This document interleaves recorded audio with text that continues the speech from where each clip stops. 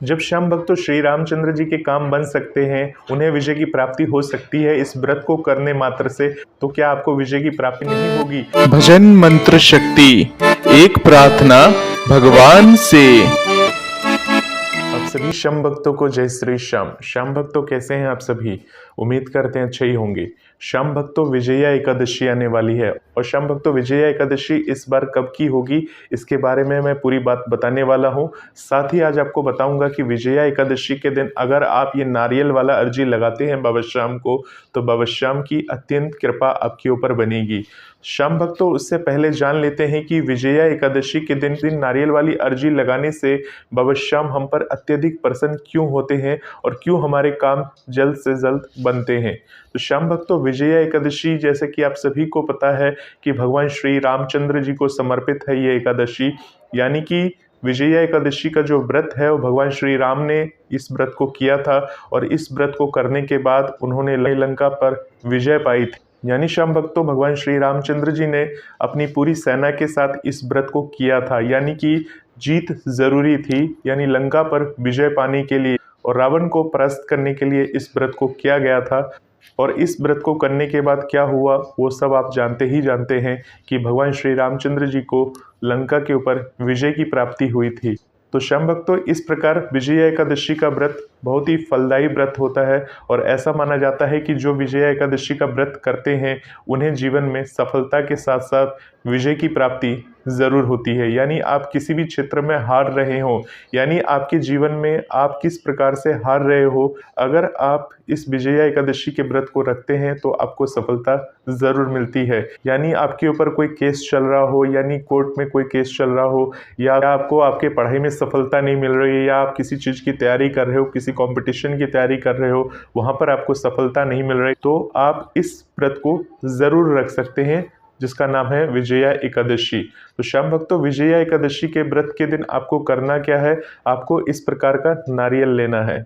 श्याम भक्तों इस प्रकार के नारियल को लेकर बाबा श्याम से आपको अरदास लगानी है, अर्जी लगानी है। और ऐसा माना जाता है जो इस दिन, क्योंकि एकादशी का दिन सबसे पवित्र दिन होता है और ऊपर से ये जो एकादशी है विजया एकादशी है, यानी विजय दिलाने वाली एकादशी है। किसी भी क्षेत्र में आप हार रहे हो तो इस नारियल वाली अर्जी को उस दिन जरूर लगाएं और अर्जी लगाने के बाद बाबा श्याम के चरणों में जाकर समर्पित जरूर करें। श्याम भक्तों ऐसा माना जाता है आपकी जो भी विश हो, मान लीजिए अगर आपकी शादी नहीं हो रही हो या आपका कारोबार नहीं चल रहा हो, या यानी आप एक स्टूडेंट है आपको सफलता नहीं मिल रही हो, आपके ऊपर कोई भी केस चल रहा हो, वो अभी तक आपका केस खत्म नहीं हुआ हो, तो आप एक बार ये अर्जी वाला नारियल बाबा श्याम के चरणों में जरूर समर्पित करें। परंतु एकादशी का व्रत आपको उस दिन रखना है और पूर्ण निष्ठा के साथ रखना है। एकादशी वाले दिन जो है अन्न का त्याग किया जाता है, यानी उस दिन आपको अन्न नहीं खाना है, यानी आपको उस दिन व्रत रखना है और तो आप इस व्रत को जो है फल के साथ रख सकते हैं। श्याम भक्तों अगर आप बीमार रहते हैं तो इस व्रत को ना करें, परंतु अगर आपका स्वास्थ्य सही है और आपको ऐसा लग रहा है कि आप व्रत रख सकते हैं तो इस व्रत को जरूर करना चाहिए।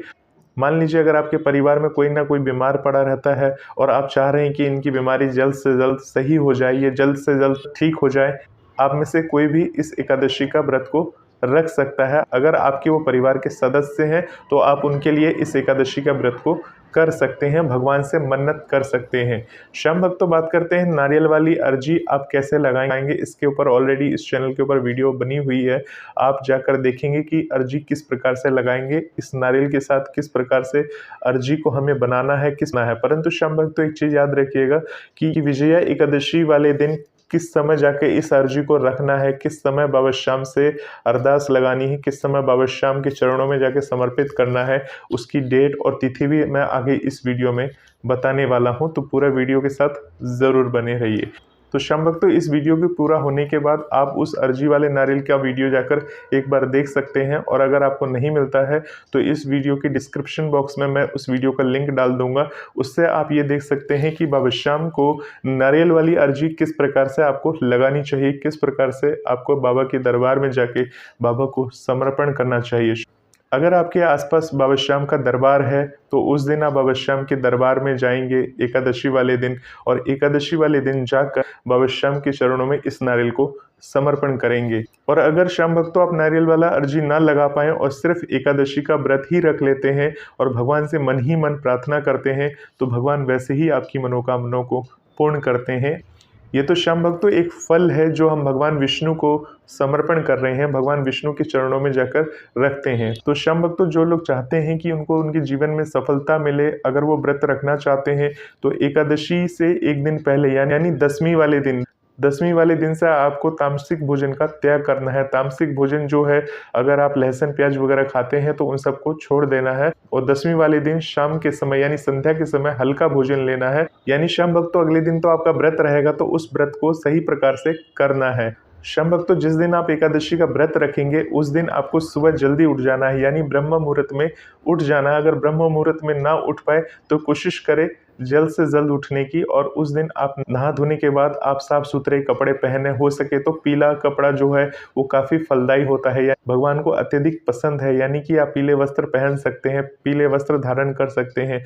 भगवान विष्णु को आप पीले फल फूल इत्यादि आप समर्पण कर सकते हैं, और अपने घर के मंदिर में बैठकर भगवान विष्णु का ध्यान कर सकते हैं, अपने कुल देवी का ध्यान कर सकते हैं, और साथ ही बाबा श्याम का तो आप ध्यान करेंगे ही करेंगे। तो श्याम भक्तों इस दिन भगवान श्री राम का भी आपको ध्यान करना है, क्योंकि ये जो व्रत है ये भगवान श्री राम को समर्पित है। भगवान श्री राम ने इस व्रत को किया था और उन्हें विजय की प्राप्ति हुई थी। तो भगवान श्री राम का ध्यान करना है, भगवान श्री राम की भी आरती इस दिन आपको जरूर करनी चाहिए। तो श्याम भक्तों तो सबसे पहले आप जिस प्रकार से आप अपने घर में बैठते हैं और भगवान श्री गणेश का ध्यान करते हैं, तो श्री गणेश जी का ध्यान करिए, और उसके बाद अपने कुलदेवी का ध्यान करिए, और उसके बाद भगवान विष्णु का ध्यान करिए, और साथ ही साथ श्री राम जी का ध्यान करिए।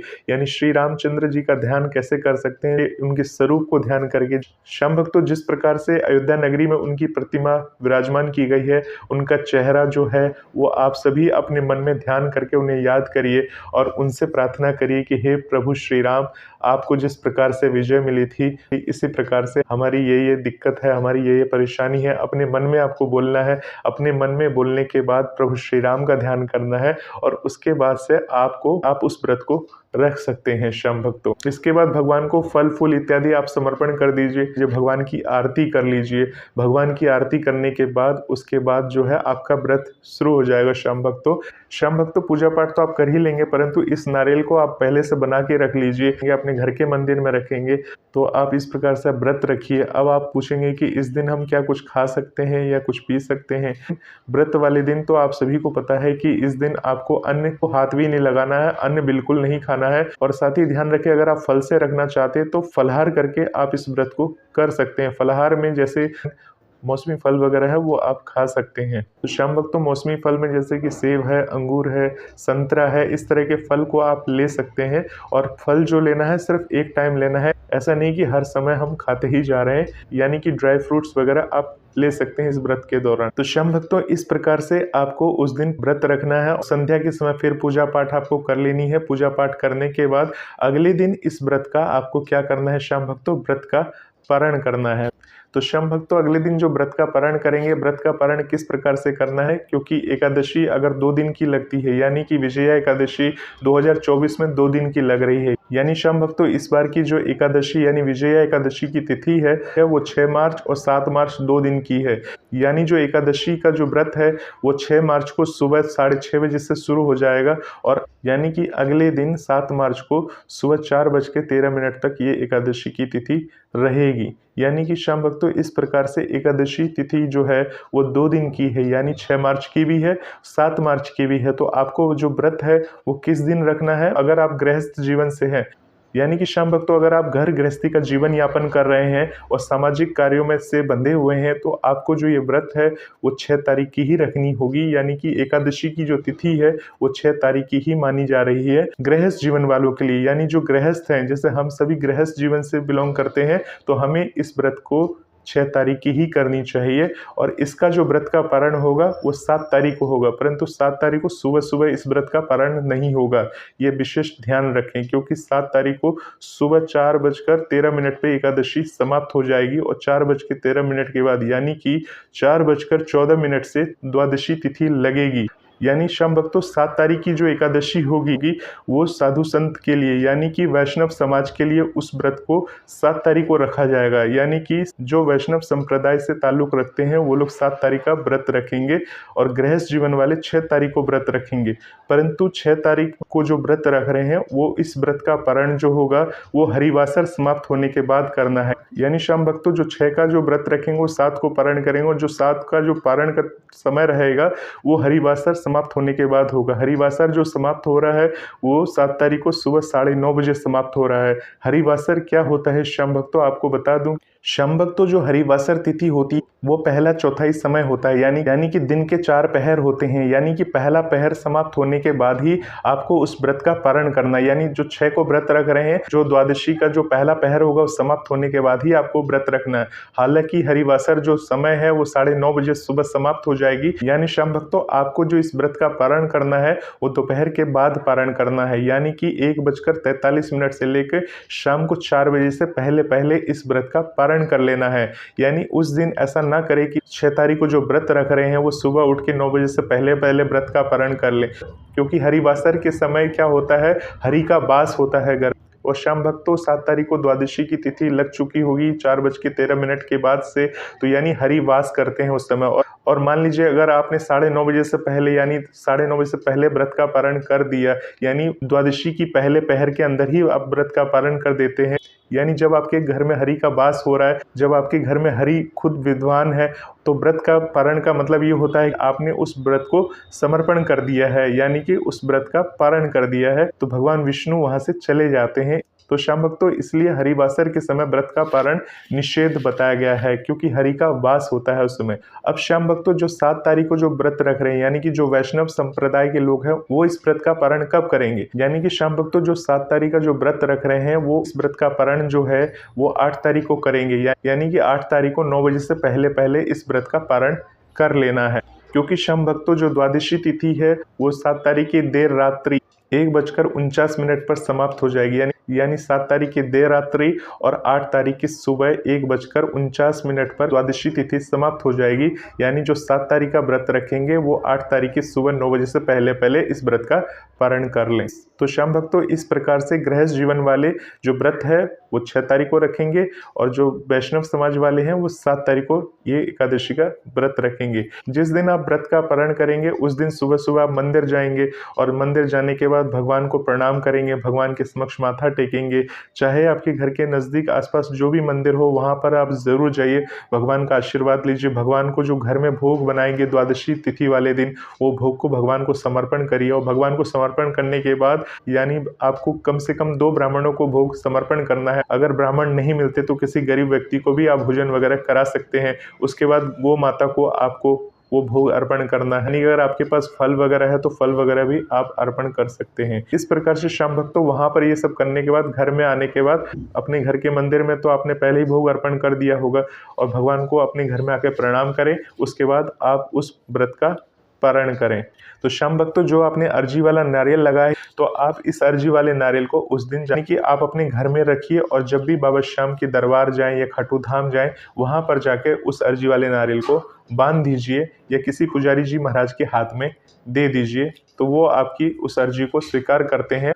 हालांकि श्याम भक्तों आपने एकादशी का व्रत रखा है और ये एक फल है जो आपने भगवान को समर्पण किया है एक अर्जी के रूप में, यानी कि इसका अपना एक अलग महत्व है और जो व्रत रखा है उसका अलग महत्व है। आपका जो व्रत होगा और एक नारियल का फल होगा उससे सिर्फ उसका एक ही संबंध है कि आपने भगवान को एक फल समर्पण किया है अर्जी के रूप में। और अर्जी के रूप में जब आप एक फल समर्पण करते हैं तो भगवान उसको जरूर स्वीकार करते हैं, क्योंकि श्याम भक्तों आप सभी जानते हैं कि नारियल जो होता है एक श्रीफल होता है, यानी कि कुदरती फल है। और जब हम भगवान को किसी पवित्र दिन वो समर्पण करते हैं तो भगवान उस भोग को जरूर स्वीकार करते हैं। तो श्याम भक्तों आप में से बहुत सारे श्याम भक्त ये कहेंगे कि हमने तो पहले भी अर्जी लगा रखी, क्या इतनी जल्दी जल्दी अर्जी हम लगाना चाहिए, क्या हमें ये सब करना चाहिए।